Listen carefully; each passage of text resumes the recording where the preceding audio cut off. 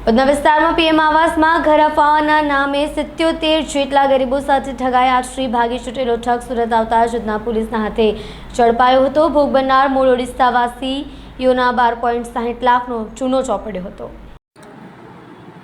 પાંડેસરા ખાતે રહેતા ઓડિશાવાસી યુવકને પ્રધાનમંત્રી આવાસ યોજનામાં મકાન અપાવવાના બહાને 77 જેટલા લોકો પાસેથી 12,60,000 પડાવ્યા હતા।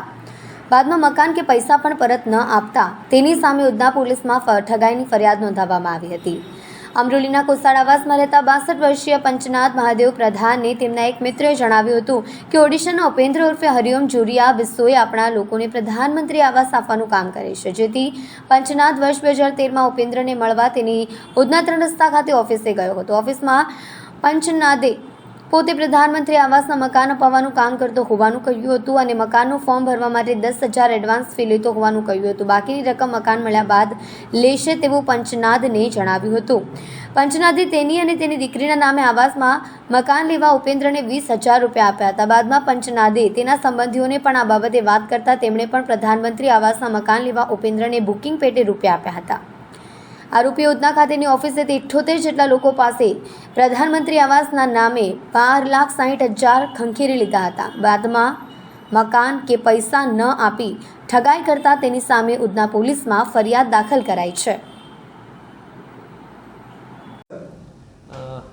ઉધના પોલીસ સ્ટેશનમાં 5 ઓગસ્ટના રાત્રે 22:45 વાગે એક ગુનો દાખલ થયેલ છે। આ ગુનાના જે ફરિયાદી છે એ પંચાનંદ મહાદેવ પ્રધાન, જે ગંજામ જિલ્લા ઓરિસ્સાના વતની છે અને હાલ સુરત કોસાડ આવાસ ખાતે રહે છે। એમણે આ ગુનાના જે આરોપી છે ઉપેન્દ્ર ઉર્ફે હરિઓમ જુરિયા બિસોઈ, જે પણ ગંજામ ઓરિસ્સાના જ વતની છે અને હાલ પાંડેસરા ખાતે રહે છે, તેમના વિરુદ્ધ આ ફરિયાદ આપેલી છે। બનાવ જે છે એ જાન્યુઆરી 13થી જાન્યુઆરી 2015ની વચ્ચે બનેલો છે, જેથી IPC 420 અને 120B હેઠળ આ ગુનો દાખલ કરવામાં આવેલો છે। બનાવ એ રીતનો છે કે જે ફરિયાદી છે એમને આ આરોપી ઉપેન્દ્ર પ્રધાનમંત્રી આવાસ યોજનામાં ઘર અપાવશે એવી લાલચ આપી અને એમની પાસેથી પૈસા લીધેલા હતા જાન્યુઆરી 13માં, અને બાદમાં એમને એવું પણ જણાવેલું કે તમારા જો કોઈ રિલેટિવ્સને આ રીતે પ્રધાનમંત્રી આવાસ યોજનામાં ઘરની જરૂર હોય તો હું એમને ઘર અપાવીશ। આ રીતે 2 વર્ષની અંદર એમણે કુલ 12,60,000 રૂપિયા ફરિયાદી મારફતે એમના અને એમના રિલેટિવના 12,60,000 રૂપિયા મેળવેલા હતા। ત્યારબાદ મકાન અપાવી ન શક્યા અને વાયદા કરતા હતા। કોઈ પણ પ્રકારનું આ બાબતેની રસીદ આપેલી નહોતી, કોઈ ફોર્મ ભરાવેલા નહોતા, જેથી ફરિયાદીને શક પડતા એમણે અને એમના રિલેટિવ્સે રૂપિયાની ઉઘરાણી ચાલુ કરી।